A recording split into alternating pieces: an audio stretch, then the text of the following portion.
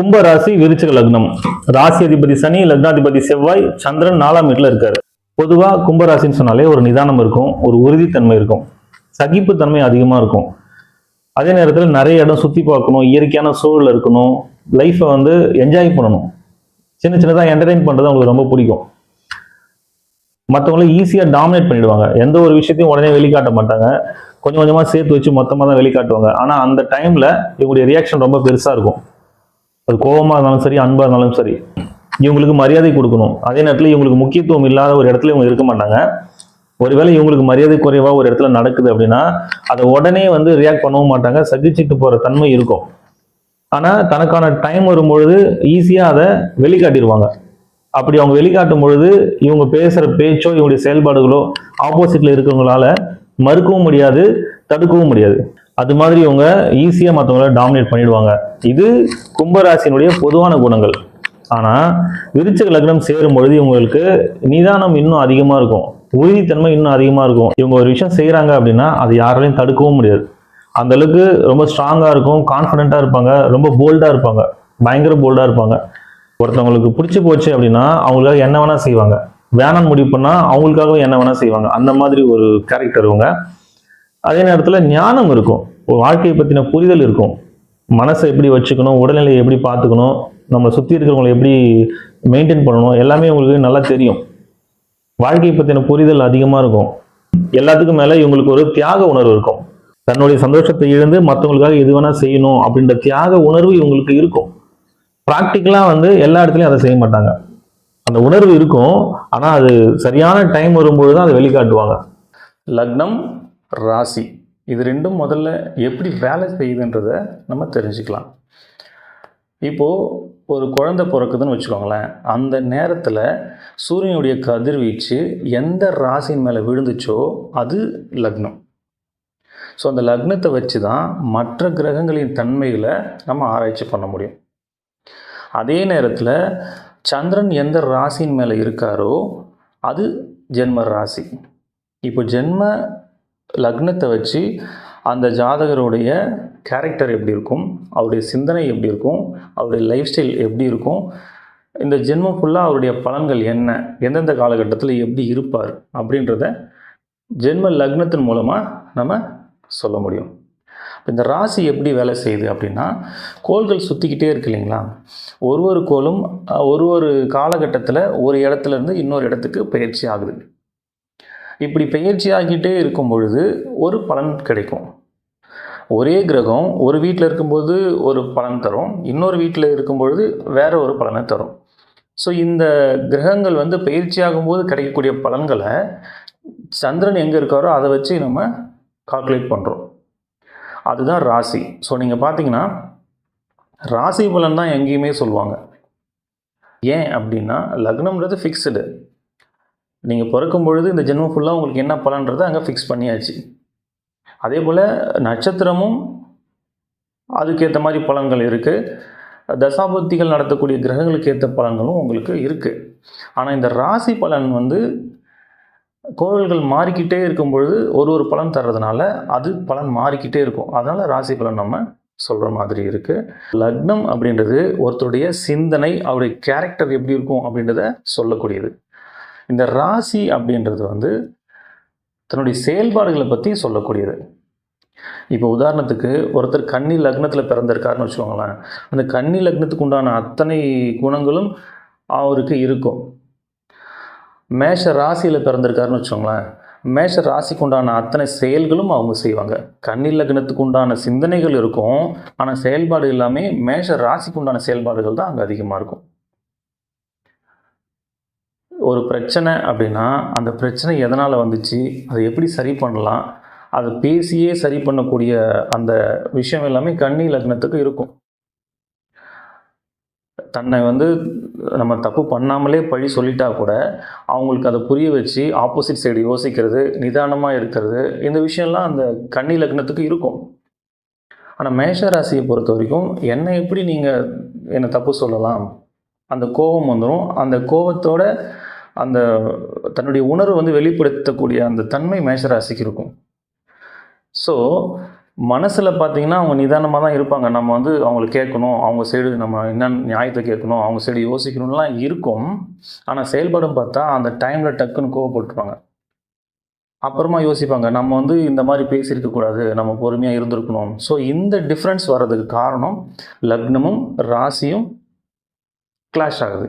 இப்போது ஒருத்தரை நம்ம பார்க்குறோன்னா அவருடைய கேரக்டர் என்ன, அவர் என்ன சிந்திக்கிறார், அவர் மனசில் என்ன நினைக்கிறாரு அப்படின்றத நம்ம ஈஸியாக புரிஞ்சிக்க முடியாது. அவர் என்ன செயல் செய்கிறாரோ இதை வச்சு தான் அவரை நம்ம ஒரு கேரக்டர் நினச்சிக்குவோம். எப்போவுமே நம்ம செய்கிற செயல்களை நம்மளால் புரிஞ்சிக்க முடியாது. நம்முடைய சிந்தனைகளை நம்ம புரிஞ்சுக்குவோம், நம்ம என்ன நினைக்கிறோன்றது நமக்கு தெரியும். ஆனால் நம்ம என்ன செய்கிறோம், நம்முடைய செயல்பாடு எப்படி இருக்குது அப்படின்றத நம்மளால் அவ்வளோ சீக்கிரம் அனலைஸ் பண்ண முடியாது. லக்னத்தின்படி நம்முடைய கேரக்டர் என்ன, ராசியின்படி நம்ம என்ன செயல்பாடுகள் செய்வோம், இது ரெண்டையும் நம்ம தெளிவாக புரிஞ்சுக்கிட்டோம் அப்படின்னா நம்மளை அனலைஸ் பண்ணுறது ஈஸி, லைஃப் ஈஸியாக கொண்டு போக முடியும். லக்னத்திலேருந்து 4ஆம் வீட்டில் சந்திரன். இப்போ சந்திரன் வந்து இருக்கிற இடத்த பொறுத்து பலன் சொல்றதுக்கு நிறைய விதிகள் இருக்கு, விதி விலக்குகளும் இருக்கு. இங்க முக்கியமா ஒரு விஷயம் சொல்லணும்னா, தாய் அம்மா அல்லது அம்மா ஸ்தானத்துல இருக்கிறவங்க அவங்க மூலமா இவங்களுக்கு நல்ல ஆதாயம் கிடைக்கும். இது பொதுவான விதிதான். மற்ற கிரகங்களை பொறுத்து இந்த பலன்கள் மாறக்கூடிய வாய்ப்புகள் நிறைய இருக்கு. சந்திரனுடைய நிலையை பொறுத்தும் இந்த பலன்கள் மாறக்கூடிய வாய்ப்புகள் நிறைய இருக்கு. இப்ப சந்திரன் வளர்பிரியா இருந்தா நல்ல பலனும், தேய்பிரியா இருந்தா கெடு பலனும் தருவார்னு சொல்லியிருக்காங்க. பௌர்ணமி சந்திரன் வந்தா ரொம்ப நல்ல பலனை தருவார். உங்க ஜாதகத்துல சந்திரனை பத்தி தெரிஞ்சுக்கணும்னா, சந்திரன் வந்து 7ஆம் வீடு சிம்மம், இது இங்க சூரியன் இருந்தாருன்னா இது பௌர்ணமி சந்திரன். ஒருவேளை சந்திரன் கூடவே சூரியன் இருந்தாருன்னா அது அமாவாசை. கன்னி ராசியிலிருந்து மகர ராசி வரைக்கும் இங்க எங்கேயாவது சூரியன் இருந்தாருன்னா அது வளர்பிறை சந்திரன். இங்க மீனத்துல இருந்து கடகம் வரைக்கும் இங்க எங்கேயாவது சூரியன் இருந்தாருன்னா அது தேய்பிறை சந்திரன். ஒருவேளை உங்களுக்கு தேய்பிறை சந்திரன் இருக்குன்னா அதுக்காக நீங்க கவலைப்பட தேவையில்லை. தேய்பிறை சந்திரனை பார்த்து நீங்க பயப்படலாம் வேண்டாம். இப்போ ஒரு ஜாதகத்துல லக்னாதிபதி எப்படி இருக்காரு, நட்சத்திர அதிபதி எப்படி இருக்காரு, குரு எப்படி இருக்காரு, உங்களுக்கு தசாபதிகள் நடத்தக்கூடிய கிரகங்கள் எப்படி இருக்கு, ஸோ இதெல்லாம் பார்த்து இப்போ எந்தெந்த கிரகங்கள் சேர்க்கை இருக்குது, அது மூலமாக என்ன பலன் வருது, இப்படிலாம் நிறைய நம்ம ஆராய்ச்சி பண்ணும்பொழுது உங்களுக்கு பலன்கள் மாறும்.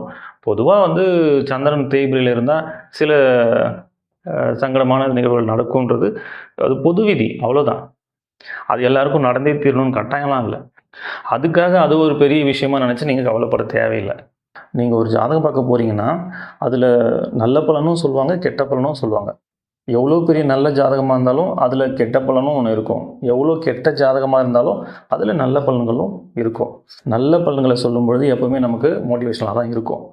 அதே கெடுபலன் சொல்லிட்டாங்கன்னா அதை ஹேண்டில் பண்ண முடியாமல் ப்ரெஷரில் மாட்டிக்கிட்டு அதை செய்யணும்னு நினச்ச விஷயத்த செய்ய முடியாமல் அவங்க லைஃப் ஸ்டைலே மாறி போய் சைக்காலஜிக்கலாக ஒரு பெரிய ப்ராப்ளத்தில் மாட்டிக்கிறாங்க. ஸோ இந்த நேரத்தில் நம்ம எப்படி ஹேண்டில் பண்ணணும், நமக்கு ஒரு கெடுபலன்னு சொல்லிட்டாங்கன்னா அதை நம்ம எப்படி ஹேண்டில் பண்ணணும், அதை முதல்ல நம்ம கற்றுக்கணும். இப்போது நீங்கள் ஒரு ஜாதகம் பார்க்க போகிறீங்க, ஒரு வீடு கட்டவோ இல்லை ஒரு கல்யாணத்துக்காகவோ இல்லை ஒரு பிஸ்னஸ் ஸ்டார்ட் பண்ணுறதுக்காகவோ இல்லை ஏதோ ஒரு முக்கிய முடிவு எடுக்கிறதுக்காக நீங்கள் ஜாதகம் பார்க்க போகிறீங்க. அவங்க வந்து உங்களுக்கு 2 வருஷம் நேரம் சரியில்லைன்னு சொல்லிட்டாங்கன்னு வச்சுக்கோங்களேன். இப்போ இந்த நேரத்தில் சில பேர் என்ன பண்ணுவாங்கன்னா, இந்த 2 வருஷம் நமக்கு நேரம் சரியில்லை, அந்த 2 வருஷம் நம்ம எதையுமே பண்ணக்கூடாதுன்னு ஒதுக்கி வச்சுருவாங்க. இன்னும் சில பேர் என்ன பண்ணுவாங்கன்னா, நேரம் சரியில்லை ஆனால் நம்ம செய்கிற விஷயத்த செய்யாமல் இருக்க முடியாது, நம்ம செஞ்சு தான் ஆகணும் அப்படின்னு சொல்லி பயந்துக்கிட்டே செஞ்சுருவாங்க. இன்னும் சில பேர் என்ன பண்ணுவாங்கன்னா, நேரம் சரியில்லைனா என்ன, நான் செய்கிறத செய்வேன் அப்படின்னு செய்வாங்க. ஸோ இந்த மாதிரியான மனநிலைகள் எல்லாமே ஒரு தவறான ஒரு முடிவை தான் ஏற்படுத்தும். இதை எப்படி ஹேண்டில் பண்ணணும் அப்படின்னா, இப்போது 2 வருஷம் நம்ம நேரம் சரியில்லைன்றதுனால எதையுமே செய்யாமல் 2 வருஷம் கழித்து நமக்கு நேரம் நல்லா இருக்கும் பொழுது நம்ம ஒரு செயலை செய்ய போகிறோம், ஒரு பிஸ்னஸ் ஸ்டார்ட் பண்ணுறோம் அப்படின்னா அங்கே 1000 ரூபாய்க்கு உழைச்சிங்கன்னா அந்த 1000 ரூபாய் உங்களுக்கு கிடைக்கும். ஆனால் அந்த 2 வருஷம் சும்மா இல்லாமல் நீங்கள் உங்களுடைய உழைப்பு அதில் போடுறீங்க, 2 வருஷம் கழித்து உங்களுக்கு டைம் மாறுது அப்படின்னா இந்த உழைப்பு நீங்கள் இதில் போடுறீங்க இல்லையா, அந்த உழைப்பு போடும் பொழுது 1000 ரூபாய்க்கு உழைப்பு போடுறீங்க, 10 ரூபாய் தான் கிடைக்கிது. அப்போ அந்த நேரம் மாறுற வரைக்கும் அதை நீங்கள் ரன் பண்ணி கொண்டு வரணும்ல. இப்போ 10 ரூபாய் தான் கிடைக்குதுன்னா உங்களால் அந்த பிஸ்னஸே ரன் பண்ண முடியாமல் அதை நம்ம ஷட் டவுன் பண்ணிட்டு போகிற மாதிரியான சூழல் உருவாகிடும்ல. அப்போ இது மாதிரி நம்ம செய்ய முடியாது. அப்போ என்ன செய்யணும்னா, இந்த 2 வருஷம் சும்மா இருக்க முடியாது. அதுக்கு நம்ம ஒரு பிஸ்னஸ் ஸ்டார்ட் பண்ண போகிறோம்னா அதில் பெருசாக பாதிப்பு ஏற்படாத மாதிரி நம்ம பரிகாரங்கள் பண்ணிக்கலாம். இப்போ பரிகாரம் பண்ணுறதுனால சுத்தமாக நமக்கு அது நஷ்டமே ஆகாதான்னா கண்டிப்பாக நஷ்டங்கள் இருக்கும். கெட்ட நேரத்தில் நமக்கு ஒரு கெட்டது நடக்கணும்னா அதை தவிர்க்கவே முடியாது. ஆனால் ரூ. 1000 நீங்கள் உழைக்கிறீங்க, ரூ. 10 தான் உங்களுக்கு கிடைக்குன்ற இடத்துல பரிகாரம் பண்ணிவிட்டு நீங்கள் அந்த விஷயத்தை செய்யும்பொழுது ஒரு ரூ. 100 கிடைக்கும். ஸோ அந்த நல்ல நேரம் வர்ற வரைக்கும் உங்களால் அதை ரன் பண்ணி கொண்டு போக முடியும். ஆனால் அதுக்கப்புறம் நீங்கள் உழைச்ச உழைப்பு இருக்கு இல்லையா, இங்கே நீங்கள் என்னென்ன உழைப்பெல்லாம் உங்களுக்கு வீணாக போச்சோ, எவ்வளோ நஷ்டமாச்சோ அதை விட பல மடங்கு இங்கே திரும்ப கிடைக்கும். இப்போ நிறைய பேர் நேரம் சரியில்லைன்ற ஒரு காரணத்தினால எதையுமே செய்யாமல் விட்டுறாங்க. ஸோ அந்த மாதிரி இருக்கக்கூடாதுன்றதுக்காக நான் சொல்கிறேன், நீங்கள் கட்டாயம் செய்யுங்க. அந்த உழைப்பு அந்த நேரத்தில் பலன் தரலனாலும் உங்களுக்கு நேரம் மாறும் பொழுது பல மடங்கு திரும்ப கிடைக்கும்.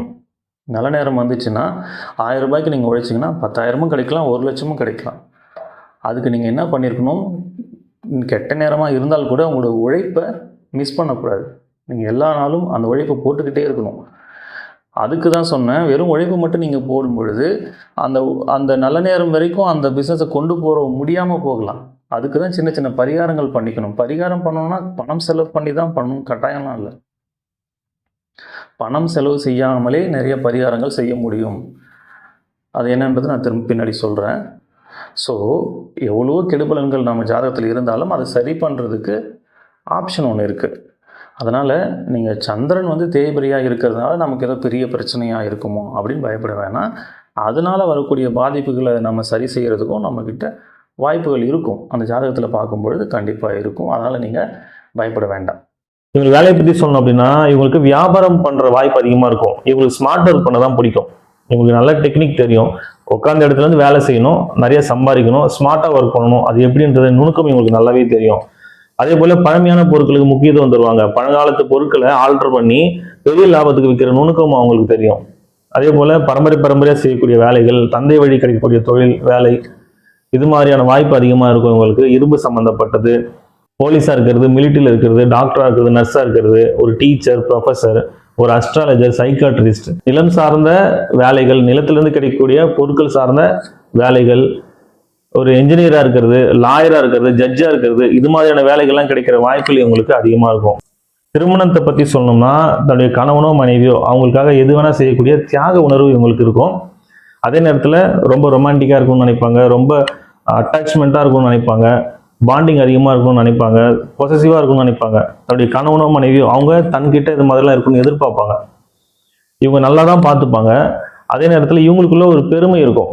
தன்னுடைய கணவனோ மனைவியோ அவங்களுக்காக நம்ம எது வேணால் செய்கிறோம் அப்படின்ற அந்த பெருமை அவங்களுக்குள்ள இருந்துகிட்டே இருக்கும். நிறைய இடத்துல பேசக்கூடிய சூழல் வரும். சின்னதாக ஒரு சண்டை வந்துச்சுன்னா, உனக்காக நான் அதை பண்ணுறேன், இது பண்ணுறேன், என்ன மாதிரி யார் இருப்பான், என்ன மாதிரி ஒரு கணவன் யார் உனக்கு கிடைப்பான், என்ன மாதிரி மனைவி உனக்கு யார் கிடைப்பா, அந்த மாதிரியான பேச்சுக்கள் அங்கே வரும். ஆனால் அது உண்மைதான், இவங்கள மாதிரி யாரும் இருக்க மாட்டாங்க. ஸோ இது சின்ன சின்ன சண்டைகள் வரதானே செய்யும், ஆனால் பெரிய அளவில் பிரச்சனைகள்லாம் இருக்காது. இது பொதுவான பலன் தான். மற்ற கிரகங்களை பொறுத்து இந்த பலன்கள் மாறக்கூடிய வாய்ப்புகள் நிறையவே இருக்குது. உங்கள் வாழ்க்கையில் நிறைய பிரச்சனைகள் ஃபேஸ் பண்ணுறீங்கன்னா நம்ம சொல்லக்கூடிய எளிய முறை பரிகாரங்களை வீட்டிலேயே செஞ்சுக்கோங்க, நிச்சயமாக பிரச்சனைகள் குறையும். பரிகாரம் ஏன் சார் பண்ணணும்? பரிகாரம் பண்ணால் பிரச்சனை தீர்ந்துருமா? நிச்சயமாக தீராது. இப்போது நம்ம ஜாதகத்தில் இருக்கக்கூடிய நல்ல பலன்களை நம்ம அனுபவித்து தான் தீரணும். அதே போல் கெடு பலன்களையும் கட்டாயம் அனுபவிக்கணும். அதுக்கு தான் பிறந்திருக்கோம். அப்புறம் இதுக்கு பரிகாரம் பண்ணணும். பரிகாரம் பண்ணால் அந்த பிரச்சனையினால் ஏற்படக்கூடிய விளைவுகளை குறைக்க முடியும். அந்த பிரச்சனையை ஃபேஸ் பண்ண முடியும். அந்த பிரச்சனையை கடந்து போகிறதுக்கான வழிகள் நமக்கு கிடைக்கும். எப்போவுமே நம்ம பிரச்சனையை பார்த்து பயப்பட மாட்டோம். அந்த பிரச்சனையினால் ஏற்படக்கூடிய விளைவுகளை நினச்சி தான் நம்ம பயப்படுவோம். அந்த விளைவுகள் தான் நமக்கு சிரமத்தை கொடுக்கும். இப்போ உதாரணத்துக்கு, இப்போ இந்த உதாரணம் நான் நிறைய இடத்துல சொல்லியிருக்கேன், இருந்தாலும் எளிமையாக இருக்கிறதுனால நான் திரும்பவும் இதையே சொல்கிறேன். இப்போ நம்ம கீழே விழுந்துட்டோம் அப்படின்னா, கீழே விழுறோம் அப்படின்றது ஒரு பிரச்சனை தான். கீழே விழுந்தால் நமக்கு அடிபடாது, வலிக்காதுன்னா கீழே விழுறதை நினச்சி நம்ம ஏன் பயப்பட போகிறோம்? இப்போ கீழே விழுறது ஒரு நிகழ்வு, ஒரு பிரச்சனைன்னு வச்சுக்கலாம். ஆனால் அதனுடைய விளைவு எப்படி இருக்கலாம்?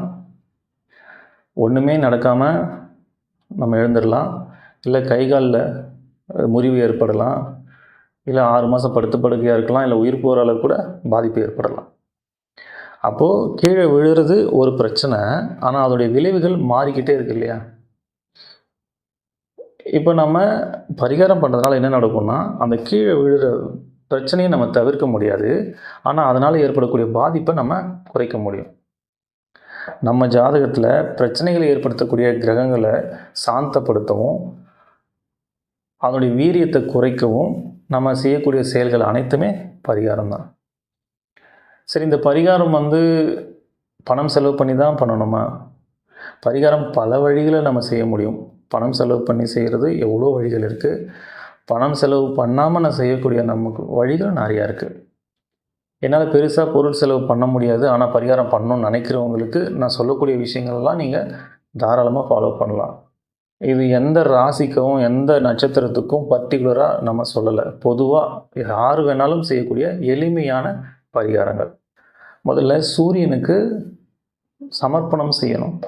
தினமும் காலையில் குளிச்சுட்டு மொட்டை மாடியில் போய் நின்று, இல்லை வீட்டுக்கு வெளியில் போய் நின்று சூரியனை பார்த்து கையில் தண்ணி அள்ளி இப்படி கீழே கொட்டுங்க. சூரியனை பார்த்து இப்படி கீழே கொட்டுங்க. சமர்ப்பணம் சொல்லி செய்யுங்க.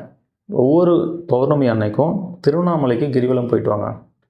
பௌர்ணமி அன்னைக்கு போகிறதுக்கு எனக்கு வாய்ப்பு இல்லை சார் அப்படின்னா, வளர்பிறை டைமில் ஏதோ ஒரு நாள் நீங்கள் போயிட்டு வரலாம். இல்லை அப்போவும் என்னால் முடியாது, எனக்கு எப்போ டைம் கிடைக்குன்னே தெரியல அப்படின்னா, அட்லீஸ்ட் திருவண்ணாமலைக்கு போயிட்டு வாங்க. என்னால் திருவண்ணாமலைக்கு போகிற அளவுக்கு எனக்கு சுச்சுவேஷன் இல்லை சார் அப்படின்னா, நீங்கள் எங்கே இருக்கீங்களோ அங்கேயே நீங்கள் மொட்டை மாடியிலேருந்து சந்திரனுடைய ஒளியில் உங்களால் எவ்வளோ நேரம் இருக்க முடியுமோ இருக்கலாம் பௌர்ணமி அன்னைக்கு. அடுத்தது நவகிரகங்களை சுற்றுங்க. இந்த நவகிரகங்கள் சனிக்கிழமையில் சுற்றுறது சிறப்பு. ஏன் சனிக்கிழமையில் சுற்றணும் அப்படின்னா, ஒவ்வொரு நாளும் சூரியன் உதிக்கிற நேரத்தில் எந்த கிரகங்களுடைய கதிர்வீச்சு பூமி மேலே படுதோ அந்த கிரகத்தினுடைய ஆதிக்கம் அந்த நாளில் இருக்கும். அப்படி தான் நம்முடைய வாரங்கள் இருக்கும். தமிழ் வாரங்கள் 7 நாள் வருது இல்லைங்களா? 7 நாளுமே ஒரு கிரகத்தின் ஆதிக்கம் அங்கே அதிகமாக இருக்கும். அதுபோல் சனி பகவானுடைய ஆதிக்கம் சனிக்கிழமைகளில் அதிகமாக இருக்கும். சனி கிரகத்திலேருந்து வரக்கூடிய கதிர்வீச்சுகள் மூலமாக நமக்கு பலன்கள் கிடைக்கும். பூமியிலேருந்து சனி கிரகம் ரொம்ப தொலைவில் இருக்கிறதுனால இடைப்பட்ட தூரத்தில் இருக்கக்கூடிய கிரகங்கள் அதனுடைய கதிர்வீச்சையும் அதனுடைய பலன்களையும் நம்ம பெறக்கூடிய வாய்ப்புகள் சனிக்கிழமைகளில் அதிகமாக இருக்கும். அதனால் சனிக்கிழமைகளில் நம்ம நவகிரகங்களை சுற்றி வரணும். நவகிரகங்களை சுற்றும் பொழுது ஒரு கிரகத்தின் பேரை சொல்லி போற்றி சொல்லி சுற்றிட்டு வாங்க. சூரிய பகவானை போற்றி, சந்திர பகவானை போற்றி, செவ்வாய் பகவானை போற்றி, புத பகவானை போற்றி, குரு பகவானை போற்றி, சுக்கிர பகவானை போற்றி, சனி பகவானை போற்றி 7 சுற்று கிளாக் வைஸ் சுற்றணும். எதிர் திசையில் 2 சுற்று சுற்றணும். ராகு பகவானை போற்றி, கேது பகவானை போற்றி சனிக்கிழமைகளில் நவகிரகங்களை சுற்றிட்டு வாங்க. வயசானவங்களை நீங்கள் ரோட்டில் ஆதரவு இல்லாமல் இருக்கிற வயசானவங்களை பார்த்தீங்கன்னா அவங்களுக்கு சாப்பாடு வாங்கி கொடுங்க. அவங்கள பார்க்கணுன்றதுக்காகவே நீங்கள் சாப்பாடு வாங்கிட்டு போய் கொடுத்தீங்கன்னா இன்னும் சிறப்பு. அவங்களுக்கு செஞ்சால் நமக்கு புண்ணியம் நினச்சி தயவு செஞ்சு செய்யாதீங்க. அவங்களுக்கு பசிக்கும், அவங்க பசி ஆற்றணும் அப்படின்ற எண்ணத்தில் நீங்கள் அந்த சாப்பாடை வாங்கி கொடுங்க. மாற்றுத்திறனாளிகள் இருந்தாங்கன்னா அவங்களுக்கு உடல் உழைப்பு கொடுங்க. பணம் செலவு பண்ணுறதை விட நம் உடல் உழைப்பு அதிகமாக கொடுக்கறது தான் பலன்கள் அதிகமாக இருக்கும். இது எல்லாமே ரொம்ப எளிமையாக நீங்கள் செய்யக்கூடிய ஒரு பரிகாரங்கள் தான். இதை நீங்கள் செய்கிறதுனால எளிமையான பரிகாரம் தான், ஆனால் பலன் ரொம்ப பெருசு. நீங்கள் செஞ்சு பாருங்கள், உங்களுக்கு நிறைய பலன்கள் கிடைக்கும். இல்லை சார் எனக்கு இது பண்ணுறதுக்கான வாய்ப்புகளே எனக்கு இல்லை அப்படின்னு இருந்தீங்கன்னா, நீங்கள் எந்த நட்சத்திரம் எந்த ராசியாக இருந்தாலும் எதை பற்றியும் கவலைப்படாதீங்க. முருகனை கெட்டியாக பிடிச்சிக்கோங்க. மனசார முருகனை வேண்டி குருவாய் வருவாய் அருள்வாய் குகனே இதையே திரும்ப திரும்ப சொல்லுங்கள். இதை விட பெரிய பரிகாரம் எதுவும் இல்லை. அதாவது நிறைய வழிகள் இருக்குது. எதுவுமே பண்ண முடியாமல் இருக்கிறவங்களுக்கு இதுதான் பரிகாரம். சரிங்களா? இதெல்லாம் நீங்கள் ஃபாலோ பண்ணுங்கள். நிச்சயமாக உங்கள் வாழ்க்கையில் பெரிய மாற்றம் நிகழும்.